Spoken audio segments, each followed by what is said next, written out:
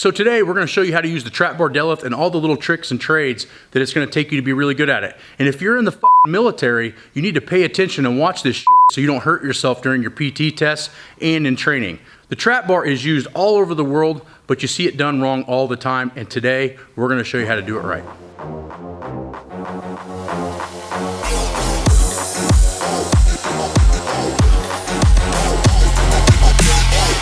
The trap bar already has a distinct advantage because the handles are higher than a normal bar, meaning that you don't have to lean over as far, which theoretically should be easier on your back if you do it correctly.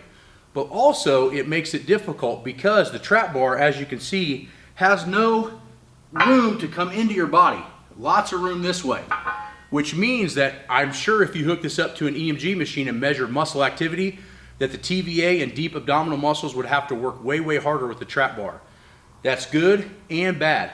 The reason it's good is because the stronger your abs, the more protected your back. But for weak people trying to trap bar deadlift too much, it can cause a lot of back problems. So we're going to show you how to fix those issues.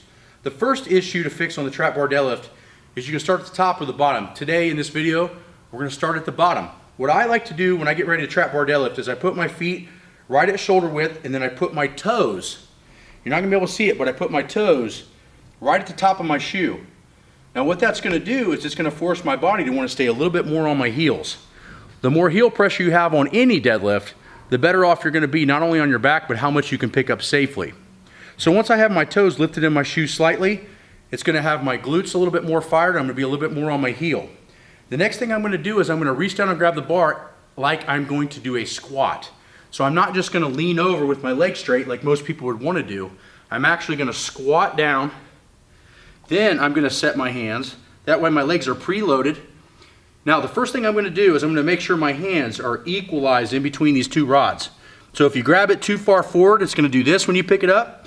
And if you grab it too far back, it's going to do this when you pick it up. This causes a lot of extra tension on the lower back and just the body in general.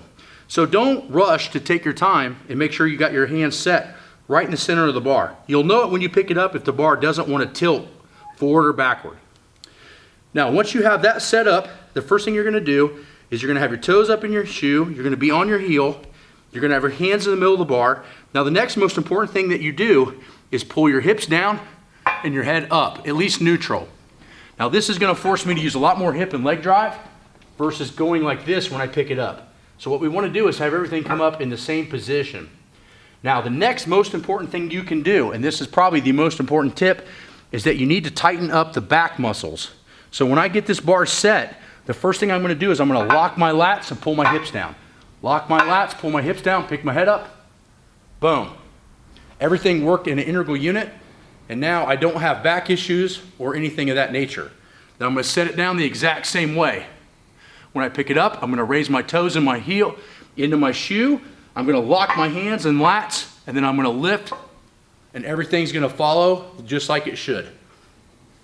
The big problem I see with the trap bar and deadlifting in general is people's butts shoot up because their legs are strong and they're not thinking about locking in their lats, thinking about picking up your chest and keeping your head at least neutral and then getting your lats as tight as you can.